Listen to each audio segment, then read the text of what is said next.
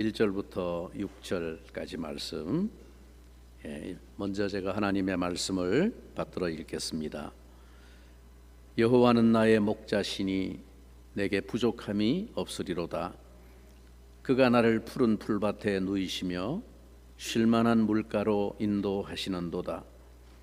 내 영혼을 소생시키시고 자기 이름을 위하여 의의 길로 인도하시는도다. 내가 사망의 음침한 골짜기로 다닐지라도 해를 두려워하지 않을 것은 주께서 나와 함께 하심이라. 주의 지팡이와 막대기가 나를 안위하시나이다. 주께서 내 원수의 목전에서 내게 상을 차려주시고 기름을 내 머리에 부으셨으니 내 잔이 넘치나이다. 내 평생에 선하심과 인자하심이 반드시 나를 따르리니 내가 여호와의 집에 영원히 살리로다. 아멘.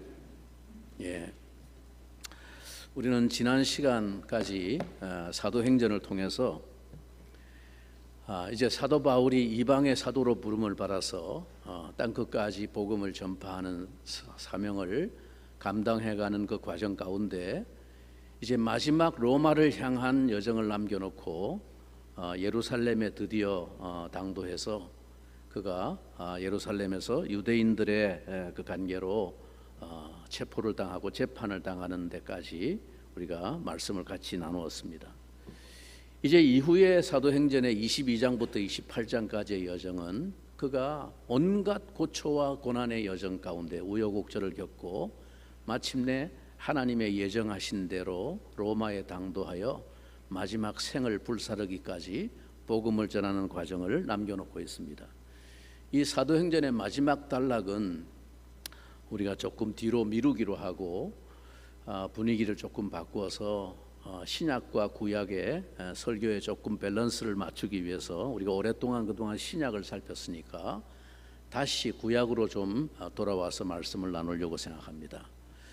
구약에 수년 전에 우리가 출애굽기를 24장까지 시내산 밑에 도달해서 하나님의 계명을 받고 하나님과 언약을 맺는 백성들의 공식적인 출발이 있기까지 역사의 과정을 우리가 살폈습니다. 그리고 이제 출애굽기 25장 이후에는 그 시내산에 머무는 동안에 하나님께서 이스라엘 백성들에게 주신 특별한 은혜의 길, 하나님을 만나고 하나님을 대면하며 죄인된 인생이 하나님의 은혜를 누리며 살 수 있는 생명의 길이 무엇인가를 보여주신 그 25장 이후에 계시의 말씀을 남겨놓았습니다. 이제 다시 출애굽기 25장 이후에 후반부의 역사로 우리가 돌아와서 구약 가운데 역사하시는 하나님의 은혜의 메시지를 좀 나누려고 계획합니다. 그 전에 구약으로 돌아오는 징검다리로 시편 23편 말씀을 앞으로 한 4주에 걸쳐서 좀 같이 은혜의 묵상을 나누려고 생각합니다. 이 시편 23편은 제가 그간 간간히 한 번씩 시편 설교를 할 때 23편은 특별히 남겨놓았습니다. 너무 유명한 시편이기 때문에 제가 우리 성약교회 부임하던 첫 해에 오자마자 바로 그때 수요 기도회와 주일 오후 예배 때 한두 번 시편 23편을 간략하게 말씀을 나눈 적이 있습니다. 이번에 다시 한번 이 시편 23편을 조금 상세하게 한 4번에 걸쳐서 이 말씀을 묵상하면서 같이 은혜를 먼저 나누고 그리고 7월부터 출애굽기 후반부의 말씀의 은혜를 같이 나누려고 생각합니다. 여러분 아침에 잠자리에서 눈을 뜨면서 희망과 설레임을 가지고 자리에 일어나는 사람이 얼마나 될까요? 인생이 철이 들기 시작하면서부터 가지게 되는 것이 삶에 대한 염려와 근심입니다. 그래서 흔히들 인생을 고해와 같다, 고난의 바다와 같다 그렇게 비유하죠. 여러분 이런 인생의 현실에서 사람들이 가장 바라는 것이 무엇일까요? 그것은 아마도 쉼일 것입니다. 진정한 쉼을. 그래서 갈수록 사람들은 이 쉼을 찾아서 열심을 내고 있습니다.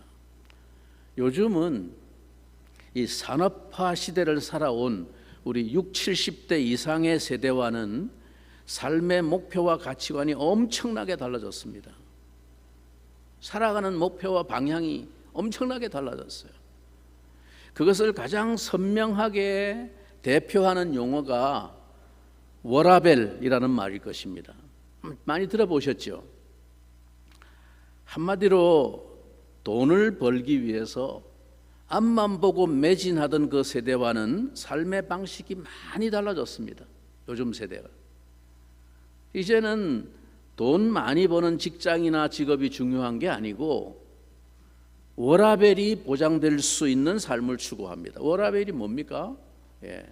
work, life, balance 이 단어를 합쳐서 첫머리 글자만 딴 거죠. 그 일과 삶, 그 삶의 여유를 잘 균형 있게 유지할 수 있는 삶이 그게 의미 있는 삶이고 가치 있는 삶이다. 돈만 많이 번다고 행복한 게 아니다. 가치관이 많이 바뀌어 버렸죠. 그래서 사람들은 끊임없이 쉼을 얻기 위해서 투쟁합니다. 주 5일 근무제를 위해서 투쟁하던 게 얼마 안 된 것 같은데 옛날 60, 70대 여기 계시는 분들이 살아오고 자라왔던 시대는 상상도 못했던 일이죠. 어떻게 주 5일을 일하고 놀 수가 있어? 일요일도 안 쉬고 일해야 돈을 버는데 이런 가치관을 우리가 살아온 세대이기 때문에 이 주 5일 근무제를 노조를 중심으로 투쟁할 때 이게 처음엔 잘 이해가 안 됐어요, 우리가. 근데 이게 지금 다 정착됐습니다. 그런데 그게 얼마 안 된 것 같은데 어느새 요즘은 주 4일 근무 이야기가 나오고 있습니다. 주장되고 있습니다. 좀 여가를 즐기면서 살아야 하겠다는 것입니다. 이런 사회적인 현상에 대해서 우려의 목소리도 없지 않지만 한편으로 이것이 인간이 가지는 본능적인 욕망이기에 새삼스러운 일은 아니라고 생각됩니다. 여러분, 이 욕망은 인생의 가장 근본적인 본능적 욕망입니다. 왜냐하면 인생이 고달프기 때문이죠. 이것은 인간이 타락하여 하나님을 등지는 순간부터 운명 지어졌던 삶의 형벌이었습니다.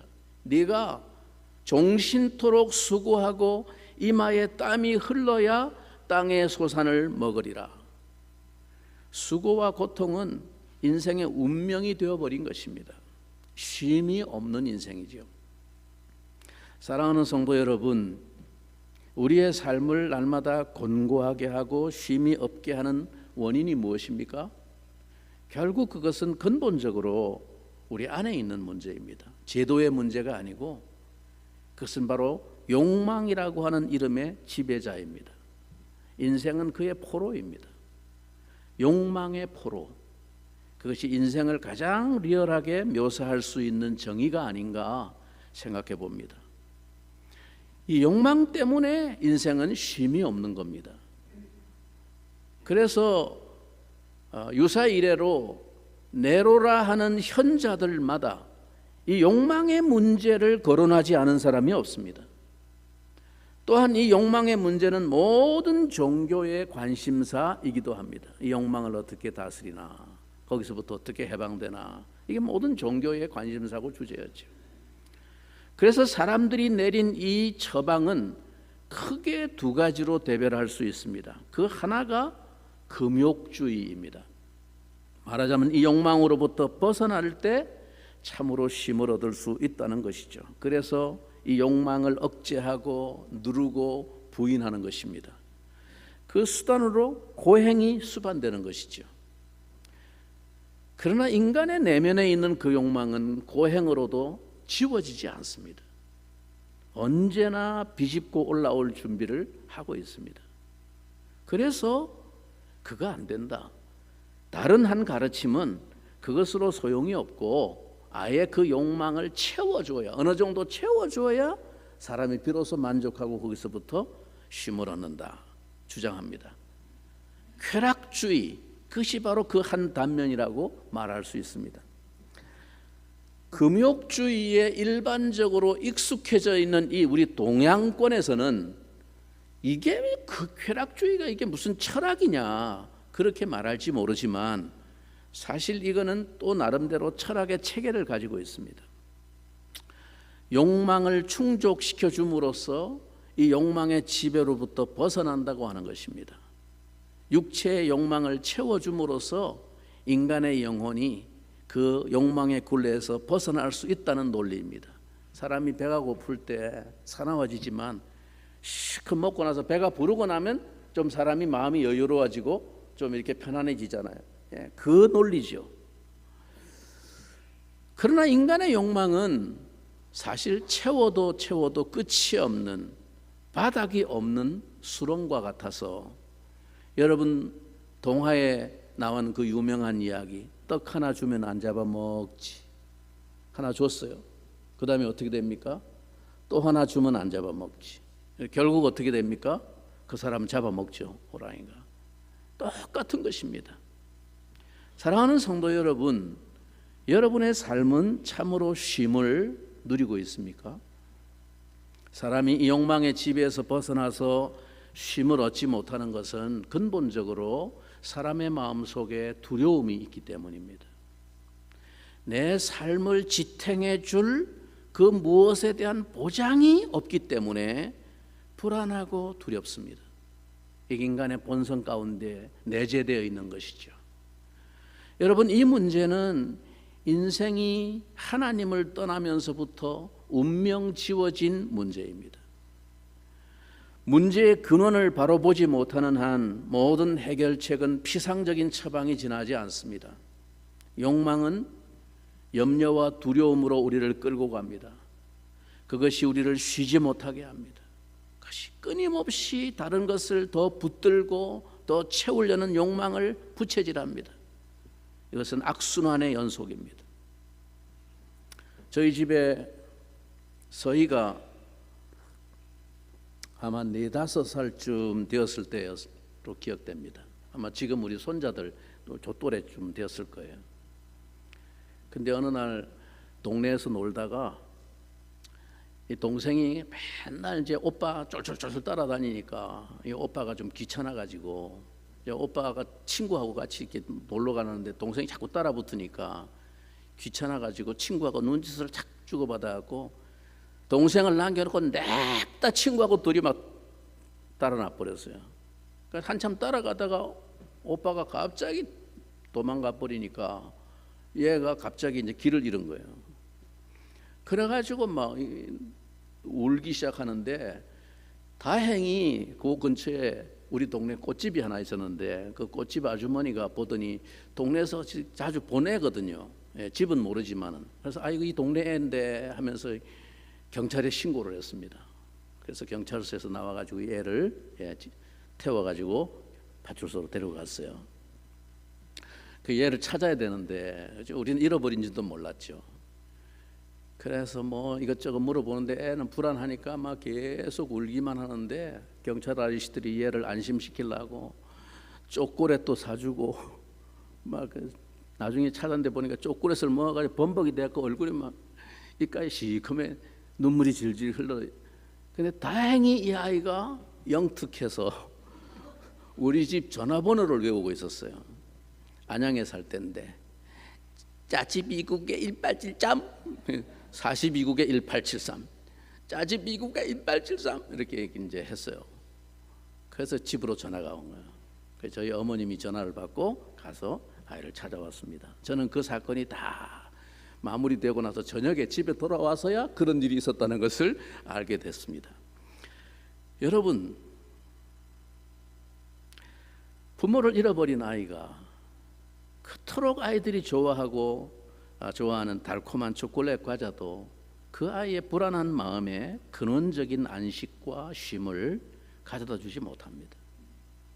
이 아이에게는 부모를 다시 만나는 것만이 진정한 안식과 쉼을, 평안을 가져다 줄 수 있습니다.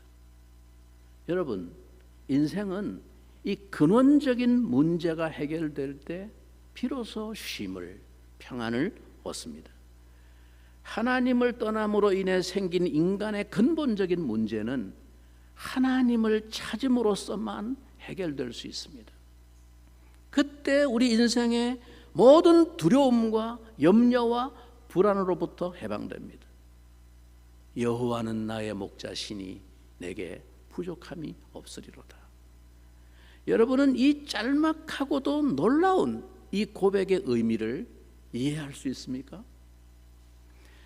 오늘 이 비유는 이스라엘의 풍경에서 어쩌면 그렇게 아름답고 완벽한 묘사인지 모르겠습니다. 양들에게는 언제나 이 두려움의 문제가 본능처럼 따라다닙니다. 수십 수백 마리 양떼들이 모여 있다가도 숲풀 사이에서 갑자기 뛰어나온 조그만 토끼 한 마리 때문에 놀라서 우르르 몰려서 도망가는 모습, 그게 양들에게서 흔하게 볼 수 있는 모습이라고 합니다.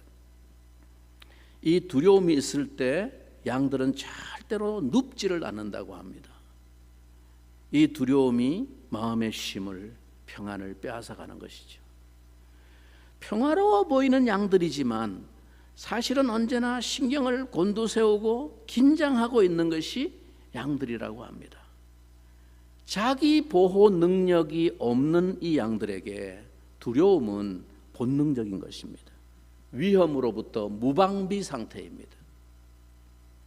어쩌면 그렇게 우리 인생의 모습을 적절하게 묘사하고 있는지 모릅니다.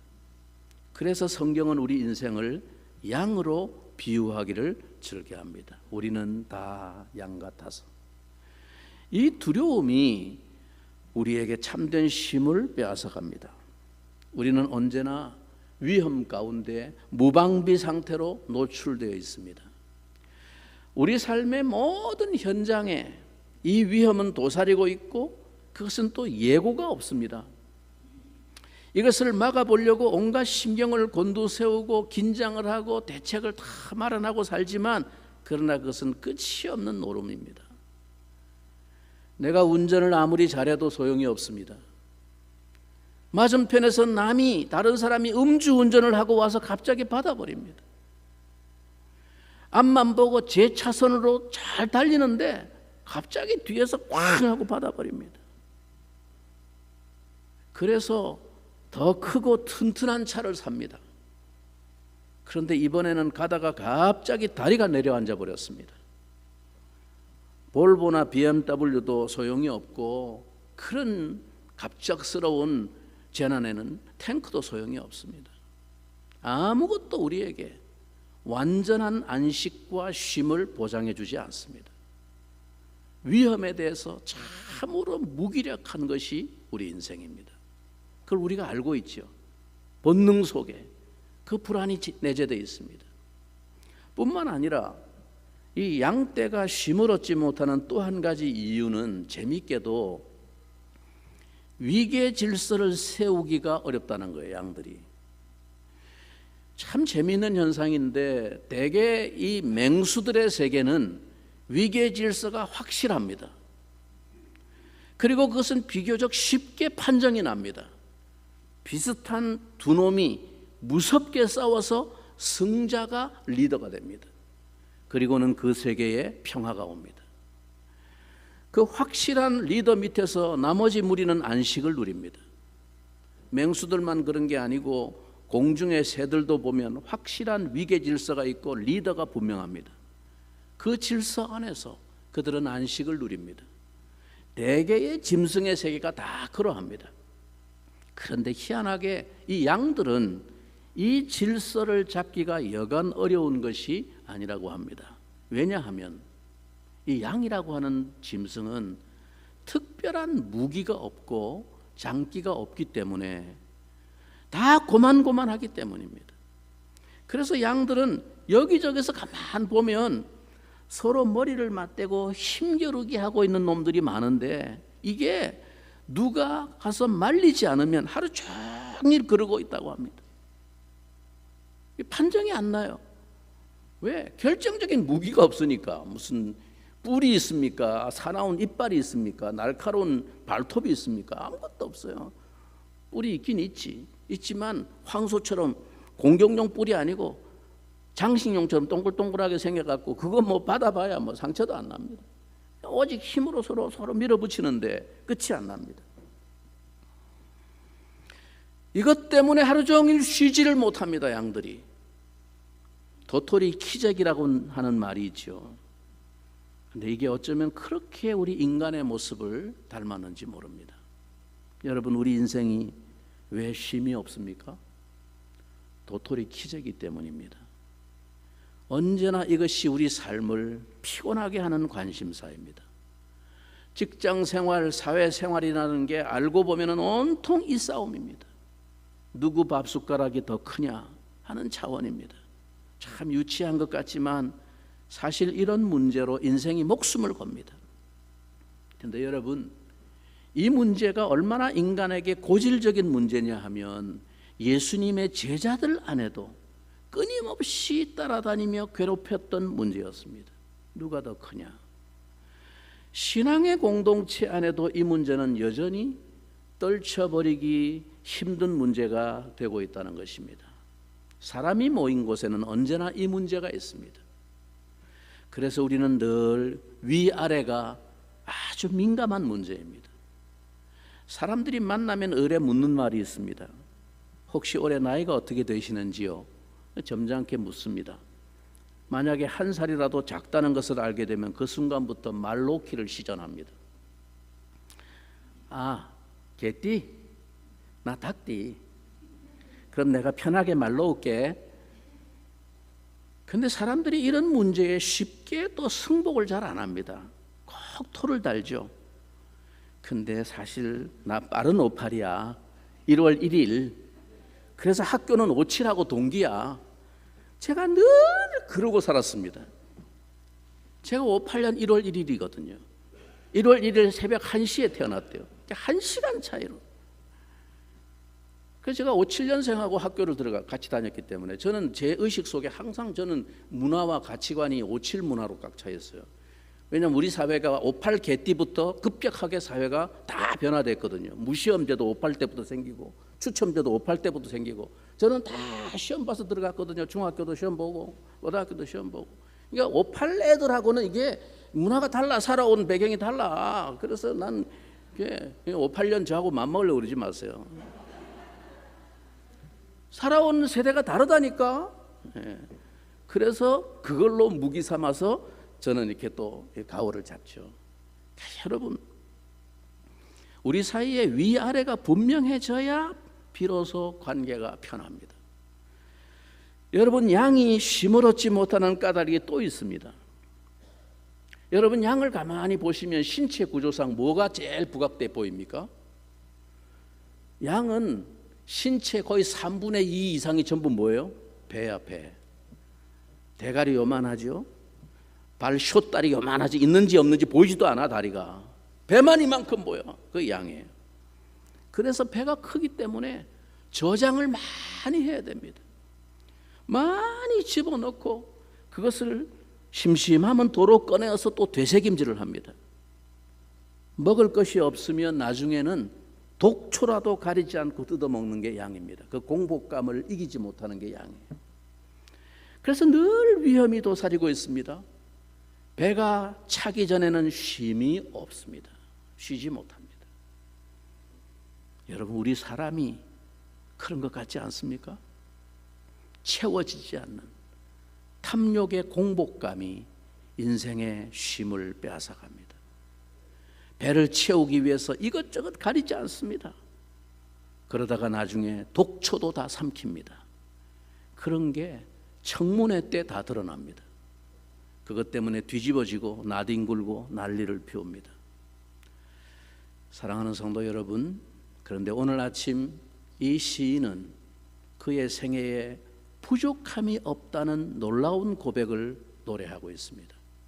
그는 어디서 어떻게 이 인생의 만족과 안식을 알았을까요? 그의 노래를 들어보십시오. 여호와는 나의 목자시니 내가 부족함이 없으리로다. 이 시인이 자기 인생에 도무지 부족함이 없는 행복을 얻은 것은 여호와가 자기 목자가 되셨기 때문이라고 말하고 있습니다. 그는 자기를 양으로 인식하고 있습니다. 나는 양이다. 양이 고질적으로 벗어날 수 없었던 이 두려움과 기저귀의 알력과 그리고 배고픔의 욕망 속에서도 이 양들이 쉼을 누리는 순간이 있습니다. 그것은 바로 그들의 곁에 목자가 다가오는 순간입니다.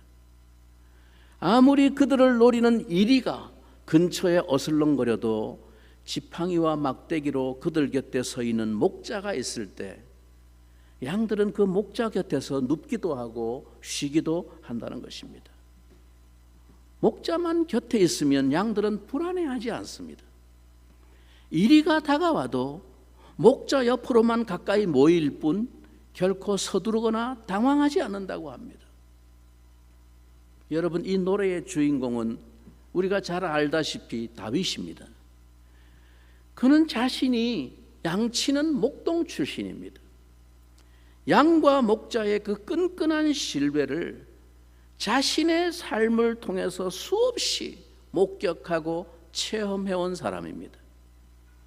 다윗은 자신의 삶을 통해서 하나님과 자신의 관계에 대한 한 가지 놀라운 인사이트를 얻었습니다. 하나님과 나의 관계가 이렇구나. 우리 인생에게 많은 두려움과 염려가 있습니다. 그런데 사람들이 염려하고 불안해하는 것 중에 95% 정도는 일생 동안 한 번도 일어날 확률이 없는 것이라고 합니다. 그런데 그것 때문에 미리 불안해합니다. 늘 불안합니다. 이것은 인간에게 염려와 두려움이 본능적인 문제라는 것을 말해주는 것입니다. 그러나 그런 불안에 쌓여 있다가도 문득 내 인생의 한복판에 목자 되신 주님이 함께 계시다는 사실을 느끼게 될 때 갑자기 내 마음은 평안으로 가득 찹니다. 상황은 아무것도 아직 달라진 것이 없는데 우리는 주께서 내 곁에 계시다는 이 사실 하나 때문에 안식을 얻습니다. 갑작스레 닥친 어떤 중병의 불안 속에서도 우주보다 크신 주님의 손길이 나를 붙잡고 계시다는 사실을 기억하게 될 때 마음속에 평안이 다시 밀려오는 것을 느끼게 됩니다. 여러분, 우리의 삶 가운데도 이 인생의 고질적인 다툼과 알력이 늘 있습니다. 기재기의 고통입니다. 신앙 공동체 안에도 이 갈등이 있습니다. 여러분, 재미있는 것은 이 양들이 여기저기서 고만고만한 놈들끼리 머리를 맞대고 하루 종일 씩씩거리고 있다가도 목자가 나팔을 불면 분쟁을 그치고 다 그 목자 곁으로 모여옵니다. 그리고 거기에 평화가 다시 찾아옵니다. 그래도 다툼을 그치지 않는 양은 목자가 다가가서 머리를 떼어내고 조용히 그 두 마리 양을 양쪽 겨드랑이 사이로 안아줍니다. 그러면 거기에 평화가 찾아옵니다. 성도 여러분, 우리가 교회의 주인 되신 예수님이 이 교회를 다스리시고 주장하신다는 사실을 깨닫고 그 지도를 받아들이게 될 때 다툼이 사라집니다. 고만고만한 사람들끼리는 다툼이 끝이 없습니다. 진정한 리더는 목자이신 주님밖에 없습니다. 그래서 양에게는 목자가 필요합니다. 목자의 다스림을 받을 때 만족이 있습니다. 다른 사람은 나를 몰라주어도 목자가 날 안아주기만 하면 모든 시기와 다툼이 내 마음속에 눈 녹듯이 사라집니다. 내 인생이 고달프고 지쳐있을 때 목자 되신 주님이 풍성한 꼴로 우리를 먹여주십니다. 푸른 초장으로 인도해 주십니다. 독초의 위험으로부터 우리를 보호해 주십니다. 그분의 인도를 따르기만 하면 언제나 그곳에 풍성한 꼴이 예비되어 있습니다. 목자 되신 우리 주님 안에 안식이 있고 쉼이 있습니다. 그분을 자기 인생의 목자로 만난 사람은 행복한 사람입니다. 다윗은 자기 생애에 무수한 곤고함과 두려움과 역경을 겪어야 했던 사람입니다. 그러나 그 쉴 수 없는 불안의 세월 동안 편안한 침상도 없는 그 광야 노숙에도 그는 목자 되신 여호와의 품 안에서 단잠을 잘 수 있었습니다. 여러분에게 이 쉼이 있기를 주님의 이름으로 축원합니다. 어거스틴은 이 목자 되신 하나님을 자기 생애에서 만나고 난 다음에 이렇게 고백했습니다. 오 하나님이여, 당신은 당신의 영광을 위하여 우리를 지으셨나이다. 그래서 내가 당신의 품 안에서 쉴 때까지는 나에게 진정한 안식이 없었나이다. 성도 여러분, 지금 여러분의 삶에는 어떤 두려움이 있습니까? 어떤 불안과 염려의 문제가 있습니까? 경제적인 고통과 막막함, 갑작스레 찾아온 중병의 불안, 달라지지 않는 가족의 문제, 어떤 마음의 알력과 다툼이 여러분을 괴롭히고 있습니까? 채워지지 않는 어떤 공복감이 있습니까? 여러분의 곁에 목자가 계십니다. 사슴 한 마리가 사냥꾼에게 쫓기고 있었습니다. 총을 빗맞았는지 피를 흘리면서 사력을 다해서 달리고 있었고, 뒤에는 사냥개가 맹추격을 하고 있었습니다. 그 숲 맞은편에 작은 농가에서 일하던 농부가 그 소리를 듣고 광경을 바라보고 있는데, 막 숲을 빠져나온 사슴이 그 농부와 그만 눈이 딱 마주쳤습니다. 순간 멈칫하던 사슴, 어떻게 되나? 앞에도 사람이 있네, 뒤에도 사람이 쫓아오네. 순간 멈칫하던 그 사슴은 뒤쫓아오는 사냥개 소리를 듣고는 그 불안한 눈동자로 어찌할 바를 몰랐습니다. 그때 농부가 이 광경을 보고 두 팔을 벌려서 사슴을 안심시켰습니다. 그러자 사슴은 결심했다는 듯이 농부를 향해서 힘껏 달려와서 그대로 농부의 품에 자신을 던졌습니다. 농부는 피 흘리는 사슴의 목을 끌어안고 등을 쓰다듬으면서 안심을 시켰습니다. 뒤이어 헐레벌떡 도착한 사냥꾼이 그 광경을 보고는 그냥 돌아갔습니다. 그리고 그 사슴은 그 농부의 품 안에서 비로소 평안을 얻었습니다. 여러분, 세상에서 쫓기고 상처 입고 피 흘리며 달려온 여러분의 생명과 영혼을 여러분을 향해 연민의 눈으로 두 팔을 벌리는 예수 그리스도를 향해 달려가 안기십시오. 어찌할 바를 알지 못하는 여러분의 영혼과 생명을 그분의 품 안으로 맡겨버리십시오. 그 주님이 우리의 목자이십니다. 그가 우리를 감싸 안으시고 안심을 시켜주실 것입니다. 그것이 바로 평안, 샬롬입니다. 그때 우리 영혼은 안식과 쉼을 누리게 됩니다. 예수 그리스도는 양의 목자가 되십니다. 그는 양으로 생명을 얻게 하고 더 풍성히 얻게 하려고 이 땅에 오셨다고 말씀하셨습니다. 그는 양을 위하여 목숨을 버리신 목자이십니다. 여러분은 여러분의 인생에서 이와 같이 든든한 목자를 만나신 적이 있습니까? 여러분 곁에는 지금 그 목자가 서 계십니까? 아직도 자기 인생에서 이와 같은 목자를 만나신 적이 없는 분은 이 시간 여러분을 부르고 있는 목자 앞으로 나오시기 바랍니다. 예수 그리스도는 기꺼이 여러분의 인생의 목자가 되어주시려고 여러분을 찾고 계십니다. 쉼이 없는 인생을 향해서 이렇게 부르고 계십니다. 수고하고 무거운 짐진 자들아, 다 내게로 오라.